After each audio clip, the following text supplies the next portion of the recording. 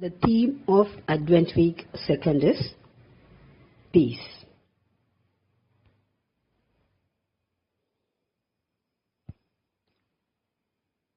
The theme is inspired and which refers to Jesus is the Prince of Peace. The word peace comes from the Hebrew word shalom, which means well-being or completeness. So, இரண்டாவது வாரம் அமைதிக்கான வாரம். இந்த வாரத்துக்கு ஒரு special prayer இருக்கு.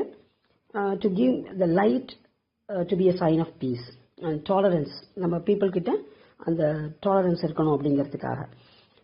So இதை வச்சு அந்த ப்ரேயருக்காக பண்ணுறது தான் in the name of Jesus. So அந்த 4 அட்வென்ட் வீக்கில் ஃபர்ஸ்ட் வீக் நம்ம ஏற்கனவே பார்த்தோம். அடுத்த வீக் இந்த வாரம் பார்க்கறது தான் பீஸ். ஸோ இந்த பீஸ் அப்படின்னோடனே எல்லாருக்குமே தெரியும் ஒரு அமைதி. இந்த அமைதி அப்படின்னும் பொழுது there is a story. ஒரு கிங் இருந்தார். அவர் என்ன பண்ணார், ஒரு ப்ரைஸ் கொடுக்க போகிறேன் நான், பீஸ் சம்பந்தமாக அழகான படம் யார் வரைகிறாங்களோ அவங்களுக்கு நான் பெரிய கிஃப்ட் கொடுக்க போகிறேன் அப்படின்னு சொல்கிறாரு. ஸோ எல்லாருமே நிறைய பேர் வரைகிறாங்க. பெரிய ஹில்ல வரைஞ்சி ரொம்ப அமைதியான சூழ்நிலை வரைகிறாங்க, லேக்ஸ் வரைகிறாங்க, ரிவர்ஸ் வரைகிறாங்க. சில பேர் ஒரு எம்டி வீடை வரைகிறாங்க. ஸோ இந்த மாதிரி நிறைய படம் வந்திருக்கு. அதில் ஒரு 2 பிக்சரை செலக்ட் பண்ணுறாங்க. ஒன்று calm lake. So it's very peaceful. சுற்றி மவுண்டன்ஸ் இருக்குது அண்ட் நிறைய புஷி பிளான்ஸ் இருக்குது, க்ளவுட்ஸ் அப்படியே மூவ் ஆகிட்டு இருக்குது. இது ஒரு பிக்சர். இன்னொரு பிக்சர் என்னென்னா மவுண்டன்ஸ் இருக்குது. அப்படியே அந்த மவுண்டனில் மரம்லாம் எப்படி ஆடி அசைஞ்சிட்ருக்கோம் அந்த மாதிரி விழுந்து கிடக்குது பாதி.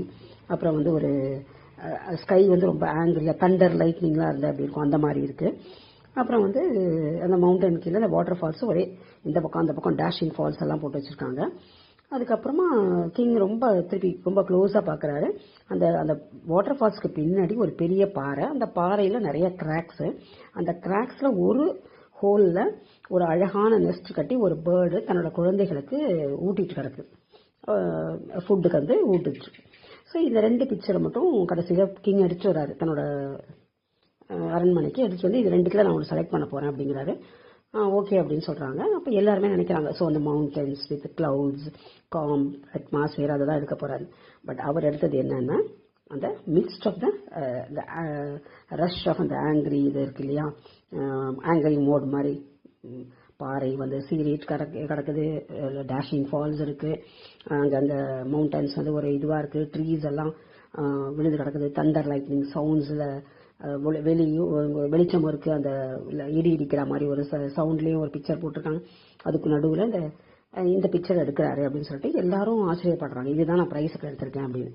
அப்போ எல்லாரும் ஆச்சரியப்பட்டு கேட்குறாங்க, என்ன இதை போய் எடுத்திருக்கீங்க அப்படின்னா. அப்போ அதில் பீஸ் அப்படிங்கிறது நம்ம அமைதியான சூழலில் அமைதியான வாழ்க்கை வாழறது மட்டும் இல்லை, எங்கள் கயாஸ் கன்ஃபியூஷன்ஸ் ப்ராப்ளம்ஸ் எது இருந்தாலும் நமது சிந்தனை நல்லது செஞ்சுக்கிட்டு அமைதியான வாழ்க்கை மற்றவங்களுக்கு கொடுக்கணும், நாமளும் அமைதியாக வாழணும்.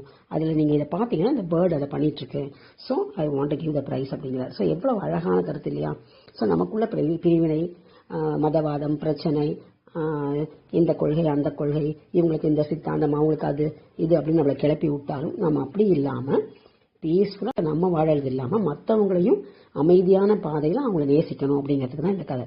So let us pray to Jesus that we all need peace and which will be given only by you. Right? The prayer also will be there. Thank you.